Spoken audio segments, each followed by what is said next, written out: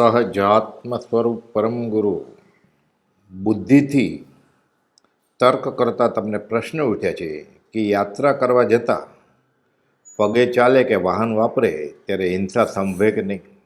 અધ્યાત્મબોધક પુસ્તકો છપાવે ત્યારે પણ કર્મબંધ તો છે જ.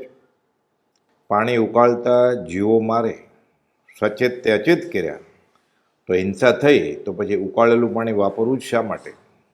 મંદિર ઉપાશ્રય ધર્મસ્થાનક બંધાવે તો બાંધકામમાં હિંસાનું પાપ લાગે કે નહીં? મંદિરમાં પ્રતિમાને ચડાવવામાં ફૂલ વાપરે તો જીવ હિંસા સંભવે કે નહીં? આ બધા પ્રશ્નો તમને ઊભા થયા છે. ચલે સો બંધો મન વચન કાયાના યોગ ચલનથી બંધ પડે છે, પણ ક્રિયાનો મૂળ હેતુ શું છે? પ્રયોજન શું છે? જીવના ભાવ શું છે? કશાય ન કશાયની ચિકાશ કેટલી છે? ક્રિયા ઉપયોગ રહિત થાય છે કે ઉપયોગ સહિત થાય છે? તેના આધારે કર્મબંધ કે કર્મથી છૂટું બને છે, માત્ર બાહ્ય ક્રિયાથી નહીં. અંતરના ભાવ પણ એટલા જ જવાબદાર છે. જેટલો પ્રમાદ કે શિથિલતા તેટલું પાપ વધુ. ખાય પીવે ત્યારે, કમાવા જાય ત્યારે, હાલે ચાલે બોલે ત્યારે અને શ્વાસ લે અને મૂકે ત્યારે પણ જીવ હિંસા તો છે જ, પણ લાભ મોટો અને નુકસાન ઓછું થાય છે. તેથી જ જિનેશ્વર ભગવાને સહસ્તગ્રમે અધ્યાત્મ ક્રિયાઓ બોધી છે. પૂજામાં પ્રતિમાને ફૂલ મૂકે ત્યારે જીવ હિંસા સંભવે કે નહીં? જીવ હિંસા તો જરૂર સંભવે, અને પુષ્પ પાંખડી જ્યાં દુભાય ભીનવની ત્યાં નહીં આજ્ઞાય. પણ એ કડીમાં સર્વમાન્ય ધર્મ જે દયા તેનું વર્ણન છે. પૂજા વગેરે વિશે ત્યાં કંઈ હા કે ના કહેવાનો આશય નથી. પૂજ્ય બ્રહ્મચારીજી પત્ર સુધા પત્રાંક 946. જીવ જ્યાં દુભાય ત્યાં પાપ કયું છે તે સાચું છે, પણ જીવને દુભોવા અર્થે કોઈ મંદિરમાં જઈને પ્રતિમાને હાર ફૂલ ચડાવતું નથી. ફૂલહાર ચડાવવાનો ઉદ્દેશ તો ભક્તિ કરવાનો છે, અહોભાવ દાખવવાનો છે. જો ભક્તિ કરનાર ત્યાગી હોય તો તે ફૂલથી પૂજા કરે નહીં. એટલે કે ફૂલ કે લીલોતરી કે જે આહાર કે મોજશોખને અર્થે વાપરતા નથી તેને ફૂલથી પૂજા કરવાનું કંઈ કહ્યું નથી.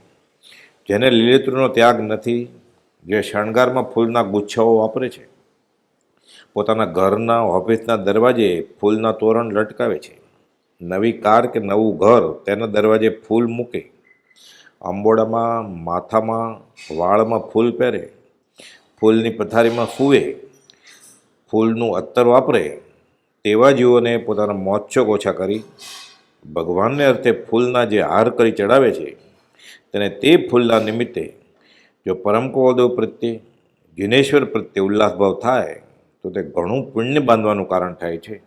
પાપ થોડું અને પુણ્ય ઘણું થયું, આવું થાય. એટલે જ્ઞાનીઓએ તેને એકાંતે નિષેધી નથી, સદંતર ના કહી નથી. પણ ઘણીવાર બુદ્ધિથી તર્કે જડી જતા બુદ્ધિને જે સંતોષ મળે તેને ધર્મ સમજતા અને કાં તો કોઈક ધર્મના આગ્રહને લીધે ભગવાનને ફૂલ કેમ ચડે છે એવો વિચાર ઉગે. તે માત્ર જીવના સંસ્કાર તે પ્રકારના હોવાથી તેવા વિચારો આવ્યા. પાપ માત્રનો ત્યાગ કરવાનો ભગવાનનો ઉપદેશ તો છે જ. ઓછા પાપે જીવવું એ પણ ઉપદેશ છે. છતાં રાંધવું, ખાંડવું, દળવું પડે છે, પાણી વાપરવું પડે છે, તેમાં ઘણું પાપ થાય છે. તે તો ધર્મના કામ નથી, દેહના કામ છે. છતાં નાવું ધોવું પડે છે, તે પાપ ઓછા કરવાનું જીવને મન થતું નથી. કામ ધંધે જતા, ચાલતા કે વાહનમાં ત્યાં સુધી જવામાં ઘણા જંતુઓ મરે જ છે, કારણ કે જીવ સાવધ્ય હિંસાથી કંઈ બચીને વર્તતો નથી. તીર્થસ્થળે મંદિરે જઈ દર્શનથી ઘણો પુણ્ય લાભ થશે, મોક્ષ માર્ગ મળશે એવી આશાથી પાપનો ભય ત્યાગી વિશેષ લાભની પ્રવૃત્તિ થાય છે. તેથી એકાંતે તે નિષેધી શકાય નહીં. મંદિર, તીર્થસ્થળ, દેરાસર, ધર્મશાળા, ચોવિહારશાળા કે ભોજનશાળા બાંધતા બાંધકામમાં ખાડા ખોદાય, ચણતર કરાય, માટી, રેતી, સિમેન્ટ, ચૂનો, પથરા અને કાચું પાણી પણ વપરાય, ખોદકામ કરાય અને જીવ હિંસા થાય જ. પણ જીવને મારવા માટે કોઈ આવા ખોદકામ કરતો નથી. ભાવ તો જીન ભક્તિના છે. જિનેશ્વર વિશે, જિનેશ્વરના ચારિત્ર વિશે, ત્યાગ વૈરાગ્ય વિશે જાણે તો જીવને અહોભાવ આવે અને જ્ઞાનીના ગુણગ્રામ કરતાં કોટી કર્મોની ક્રોડ તૂટે. લાભ ઘણો અને નુકસાન બહુ જ ઓછું છે. તીર્થયાત્રાએ જતાં મુસાફરી કરી, વાહન વાપર્યા, ઘણા સૂક્ષ્મ જીવોની હિંસા સંભવી, ત્રસ જીવોની પણ હિંસા થઈ, પરંતુ યત્નપૂર્વક મુસાફરી કરે, એરિયા સમિતિ પાળવાની સતત જાગૃતિ રહે, યાત્રાને સ્થાને પણ એશના સમિતિ એટલે ખાવું પીવું વિવેકપૂર્વક વિચક્ષણતા વાપરી પાળે તો તીર્થયાત્રાનો મૂળ લાભ પણ હાંસલ થાય. કોઈક સત્પુરુષનો ભેટો પણ થઈ જાય.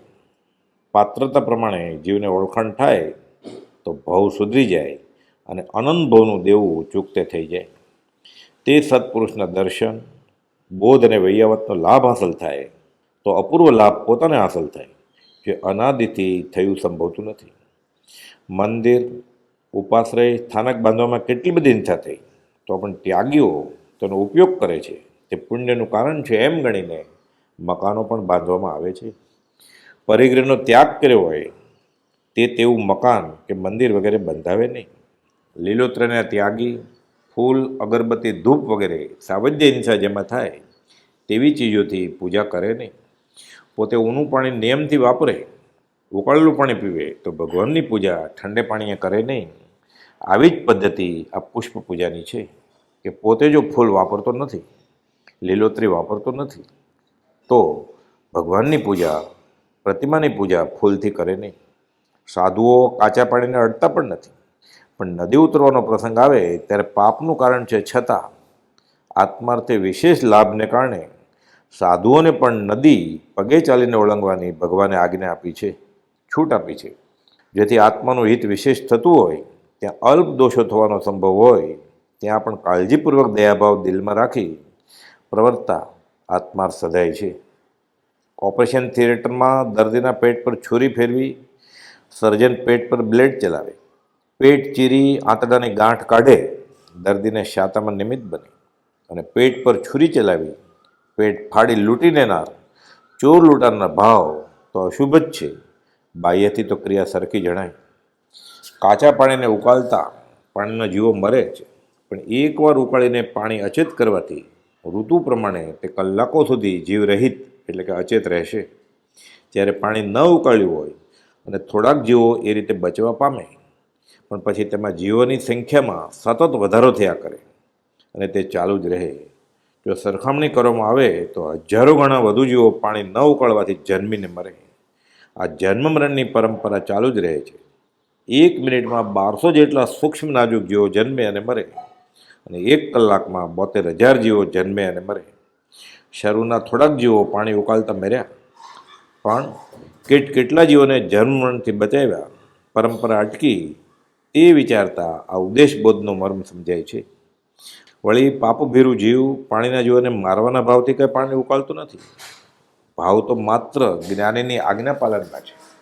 આખું વર્ષ વર્ષિતપ દરમિયાન ઉકાળેલું પાણી વાપર્યું, માસ શમણ કે 8 દિવસ ઉપવાસ કર્યા, આંબેલની ઓળીઓ પર ઓળીઓ કરી અને તે દરમિયાન તો ઉકાળેલું પાણી વાપર્યું, અને પારણાના ઉજવણામાં બરફના ટુકડા તરે એવો ઠંડો રસ, ઠંડી છાશ, ઠંડો શ્રીખંડ કે બરફવાળું ઠંડુ પાણી વાપરે એ વિવેકે વિચારતા કેવું અસંગત આચરણ છે એ સહેજે સમજાય એમ છે.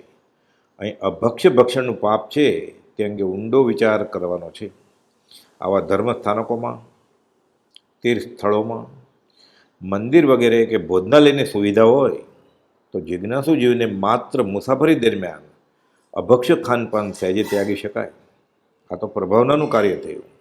બીજા જીવોને અધ્યાત્મ મુસાફરીમાં સવલત કરી આપવી એ મહત લાભનું કારણ બન્યું. અહીં બાંધકામમાં અસંખ્ય સ્થાવર અને સૂક્ષ્મ ત્રસજીવોની હિંસા તો સંભવે, પણ લાભની પરંપરા મોટી છે. થોડું પાપ અને મહત લાભ. તો પ્રશ્ન ઉઠે કે શું સીધું જ અનુમોદન કરવું? ના. તો શું સીધો નિષેધ કરવો? ત્યાં પણ ના. જ્યાં જ્યાં જે યોગ્ય છે ત્યાં સમજવું તે, અને ત્યાં તે આચરે આત્માર્થી જન એ. ફૂલ ભલે પુષ્પ પૂજામાં નિમિત્ત દાખલ વાપર્યું, અતિરેક નહીં કરે અને ફૂલના ઢગલા નહીં કરે. ફૂલોના ઢગલામાંના ફૂલની પાંદડીઓ કાપી હવામાં ઉડાડશે નહીં. પગ નીચે કચરાય તેમ તેનો દુરુપયોગ કરાવશે નહીં. તો અધ્યાત્મ સહેજે નિપજે. વાહનો, હાથી, ઘોડા, રથના પૈડા વગેરેમાં ફૂલ તોડી શણગારશે નહીં, અને પુષ્પ પાકડી જ્યાં દુભાય ભીનવની ત્યાં નહીં આજ્ઞાએ એ બોધ વચનને આત્મસાત કરે તો જીવ દયા યથાર્થ પડે. વીજળીના બલ્બ પ્રગટાવી રોશની કરીને શૃંગારયુક્ત ધર્મનું હવે સેવન આવા જેવો કરશે નહીં. કેમ કે ત્યાં તો આખી આખી રાત ઝગમગાટ ભરેલ રોશનીમાં સવારે તો સૂક્ષ્મ ત્રસજીવોના મૃત ક્લેવરના ઢગલા ખડકાય છે. અભખ ખાનપાન કરવાથી ધર્મસ્થાનકે પણ પાપ બંધાય છે. ઉકાળેલા પાણીને બદલે ઠંડુ બરફનું, કુલરનું કે આરોનું ફિલ્ટરનું પાણી જે ચેત છે તે વાપરતા વિરાધન છે જ. વિવેક ત્યાં ધર્મ છે, ઉપયોગ ત્યાં ધર્મ છે. જ્યાં સુધી જીભ સ્વાદિષ્ટ ભોજન ચાહે છે, જ્યાં સુધી નાસિકા સુગંધી ચાહે છે, જ્યાં સુધી કાન વારંગના ગાયન અને વાજિંત્ર ચાહે છે, જ્યાં સુધી આંખ વન ઉપવન જોવાનું લક્ષ્ય રાખે છે, જ્યાં સુધી ત્વચા સુગંધી લેપન ચાહે છે, ત્યાં સુધી તે મનુષ્ય નિરાગી, નિર્ગ્રંથ, નિષ્પરિગ્રહી, નિરારંભી અને બ્રહ્મચારી થઈ શકતો નથી. મોક્ષમાળા શિક્ષાપાઠ 68 જીતેન્દ્રિયતા. જેનાથી હંમેશનો પરિચય રહી રાગ રંગ, દાન તાન અને સ્વાદિષ્ટ ભોજન સેવાતા હોય તે તમને ગમે તેવું પ્રિય હોય તો પણ નિશ્ચય માનજો કે તે સત્સંગ નથી પણ કુસંગ છે. મોક્ષમાળા શિક્ષાપાઠ 24 સત્સંગ. ધર્મને નામે એર કન્ડિશન, રેફ્રિજરેટર, કુલર વગેરેની સવલતોથી જીવ શાતાશલ્યો બની જાય છે. બીજા જીવોને મદદ કરવામાં પૈસા વેરી નાખનાર બીજા જીવોને ધર્મસ્થાનકમાં પણ પ્રમાદી બનાવી દે છે. સ્વામી વાત્સલ્યમાં 3-4 મીઠાઈ અને એટલા જ ફરસાણ વગેરે પીરસીને જીવને ઇન્દ્રિય લોલુપ બનાવી દેવામાં આવે છે અને આધુનિકતાના નામે જીવને અભખ ખાતો કરી દેવામાં આવે છે. બુફેમાં ઊભા ઊભા જમતા થાળી ધોવાનું બંધ કરાવી અને એઠા હાથે ફરી ફરી ખાદ્ય સામગ્રી લેતા સમૂર્છિમ જીવોને હિંસાનું નિમિત્ત બને છે. પોતે બને છે, અન્યને બનાવે છે. આ દિશાએ બુદ્ધિ વળગાડી ઓછા પાપે જીવતા ધર્મ નિપજે છે. સત્પુરુષનું યોગ બળ, જગતનું કલ્યાણ કરો, માહણોના કરનાર એવા વિતરાગનો પરમ શાંત ધર્મપૂર્ણ સત્ય છે એવો નિશ્ચય રાખતા બધું સવળું થાય છે અને જીવ પાર પામે છે. સહજાત્મ સ્વરૂપ પરમ ગુરુ.